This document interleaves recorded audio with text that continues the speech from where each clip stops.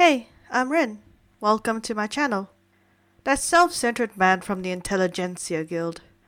I love him. Let's turn him into a D&D character.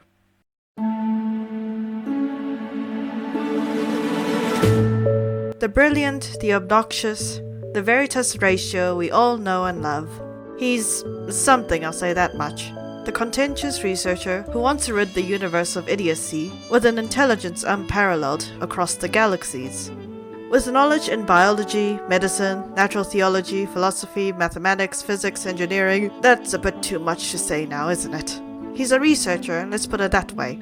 The good doctor himself has a lot to prove, and I have a lot to say about him. Though I will admit, building him was a bit of a hassle for me, mainly because I wasn't quite sure how to go about it. I could have done a multi-class, but at the same time, I wanted to take another route with him instead. Let's see how it goes now. I hope you guys enjoy the video. I had a strange thought in my head when I was going through all of this. Wouldn't it be interesting if the Doctor wanted to be recognized by a god, if he was a descendant of one himself? I mean, the pure irony of the story writes itself. An Asimar of a celestial lineage, wanting to prove himself to a god of knowledge, only to be never gazed upon by them for his efforts. It's a common type of D&D story, but if it's not broken, why fix it? Being an Asimar gives him access to an increase to his wisdom and charisma, dark vision, resistance to necrotic and radiant damage, and some helpful spells here and there, though the only one you can access is light with this build. It's useful though, especially since not all D&D characters have dark vision. An Asimar rejected by the gods. It would be an interesting story, that's for sure. For his class, I think most people would have figured out what I went for him by now. I made him a wizard, a searcher of knowledge, and the arcane. More specifically, I went with the war magic subclass, mostly because he's a hunt character and the war magic kinda suits that path pretty well. As a war magic wizard, you have access to abilities such as arcane deflection, which can prevent you from being harmed. Using a reaction, you can fortify your AC by 2 or add a +4 to your saving throw to prevent you from taking damage. The drawback being that you'll be unable to use another spell besides cantrips until the next turn. And to me, that's a fair trade-off. Another ability is that you can add your intelligence modifier to your initiative. Finally, you can use the power surge ability to increase your damage for a number of times equal to your long rests, or have counterspelled someone or dispelled their magic in an area. The amount of damage is equal to half your wizard level, and the maximum times you can use this ability is equal to your intelligence modifier. For ability scores, the highest is obviously his intelligence, then constitution, and then I added to his strength, wisdom, charisma, and then his dexterity will have to be his lowest. Moving on to his background, I simply picked Sage for him. It's easy, it's to the point. That's just what the Sage background is for Dr. Ratio. As for his feat, I decided to go with one that felt right for him.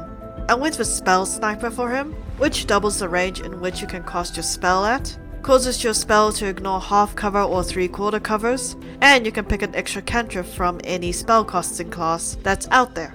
Personally, I went with Eldritch Blast for him, because I can imagine it being very similar to his follow-up attack. Though instead of throwing chalk, he's chucking a literal eldritch spell at someone. I also picked the Spell Sniper specifically for him, because it kinda can represent the fact that he had perfected his abilities, so well that his spells can reach a higher range, and he has full control over his magic. That's my take on it anyway. For his languages, I picked Elvish so he can communicate with a race that had been around for eons. They'd most likely have useful knowledge for him to learn from the past. And I also gave him Sylvan so he can speak with the Fae and learn more from them. Is it ever good to speak with the Fae? Maybe if you know what you're getting yourself into. Gaining knowledge can be dangerous work sometimes, I guess. As for his proficiencies, he does have access to 2 intelligence ones from his background, but I also threw in investigation and religion for the heck of it too. He studied a lot already. It's only fair to give him the intelligence benefits that come with it. And finally, we have the pinnacle point of the build, his magic. Giving characters spells is always a little difficult. Luckily, as a pure wizard, it shouldn't be too difficult for me to pick out the ones that I personally feel would work on him. Well, I tried anyway. Let's get to it then. For his cantrips, the ones I recommend are Mage Hand, Message, and Firebolt. Mage Hand because it's useful when needing to move things, or do something from far away. And I can see Ratio using it to grab books from high shelves, or write something when he's busy with something else. It's a useful spell to have. As for Message, I can see this ability being used during outings, with the IPCU for example. Sending a message to someone without other people knowing what is being communicated. Prevent misunderstandings, or making sure that the plan goes smoothly, stuff like that. And for Firebolt, it's a good cantrip. It's always good for a spellcaster to have a damage cantrip on them, just in case something happens. Yes, you have Eldritch Blast with this character, but you know, having variety also helps, I guess. Next up, I gave him Comprehend Language, Borrowed Knowledge, and Arcane Eye, to help him with his research. To give him the knowledge he needs either through understanding text that he doesn't understand, or even just looking through areas that are hard to reach. I also added Disguise Self as a spell, as a small reference to the plaster head that he wears, when he doesn't want to look at idiots, as he so eloquently puts it. Magnified Gravity is the closest spell I could find to being crushed by a giant 1,000-ton pillar. I also gave him Catapult if you want something more similar to chucking things at an enemy and such. I also gave him Spray of Cards as a little reference to his connection with Aventurine. I can see him learning it unintentionally because of the time he had spent with him. Mending because it's a practical spell, and I can see him having it whenever it's needed. I also gave him other spells that are just practical for a wizard to have. Ones that almost any wizard would have because of how useful they are to them. Magic Missile, Fireball, Counterspell, they're all spells that a wizard would have.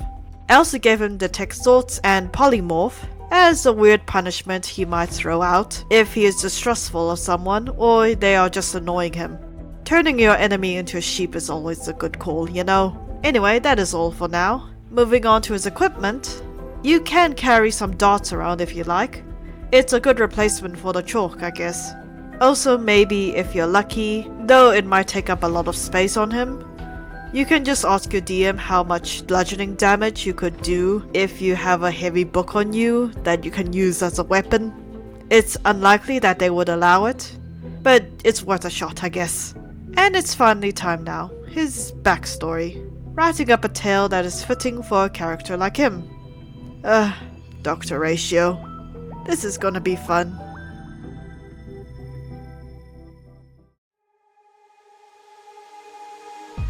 He was born with a face fairer than most. At least that was what he was told when he was growing up. He never truly knew his origins. He only knew that he was destined for something. Something he couldn't fully understand. He was a genius. Everyone who knew him could tell that. He surpassed most children his age in all subjects that he studied. And, though he grew older and more knowledgeable over time, his personality seemed to always stay consistent throughout his life. He was hard to get along with. He hated waiting for others to catch up to him, and he hated even more to speak to someone he believed to be a halfwit. There weren't many people who he could get along with, and even less people who wanted to cooperate with someone with his foul personality. It didn't matter to him though. He didn't care for what others may think of him, for he had far more important matters to turn to than what a bunch of pinheads would say about him behind his back. He will rid the world of idiocy, he promised himself. He will make sure that everyone in the realm will become educated and knowledgeable, and then he'll finally be able to stand with the world a little more. And maybe that God will look towards him for once, just a glance. That is all he asked for, so he can finish this tale of a foolish fate that had been put upon him. The world called him a genius, and yet he could not consider himself as one, not when he still had so much to figure out. He placed his tea on the side of his desk. As he looked at his packed belongings in front of the door, everything was set for his expedition, he thought to himself. A journey to set the world right, as he left his mundane scholarly life behind, for a little while. The morning light had yet to rise, but his mind was already racing 1,000 miles away from the place he once called his sanctuary. He'll return once the journey is complete, and once his ambition has reached the edges of their world, and maybe even beyond the stars. Where they still lie, beyond the reaches of mortals, and the boy they so willingly left behind. Ah, what a dramatic irony. And that's it for now. A short tale for a character like him.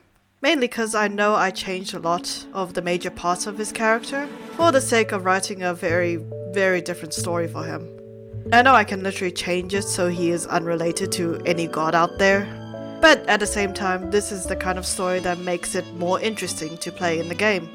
Especially since Ratio's story isn't as grand in the full aspect of it. And I know that not all D&D stories have to be this epic backstory about conquest or destiny or stuff like that, but at the same time I wanted to have a little more fun with it. I wanted to see if I could give Ratio a goal that reached beyond the realm of Faerun into something more celestial and grand. And to be fair, his goal is something like that. Even though the reason behind it is played off as a joke in game, it reminds me of the Aeons in the Star Realm universe. A single path that envelops them and everything they do.